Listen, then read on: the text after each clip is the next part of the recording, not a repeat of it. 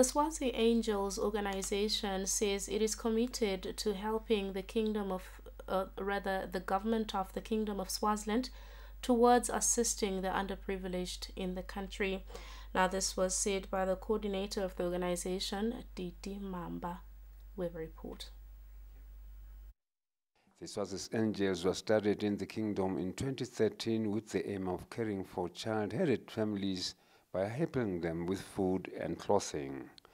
The organization also cares for needy people in some parts of the country. It has helped people of the country in all the 4 regions of the kingdom. The organization has been helping needy people with the help of an American lady who is offering them some funds. Swazi Angels was registered in 2013 by a woman from America.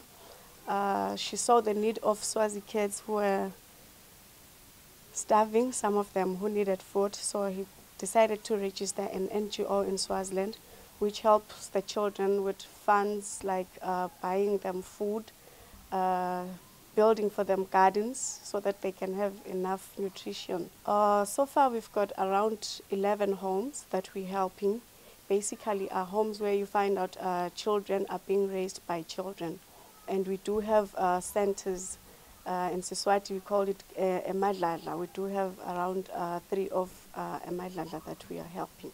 Kokobika Pidlamini of Ezulwini, who lives with her 8 grandchildren, has praised the Swazi Angels for helping them since it was started in 2013.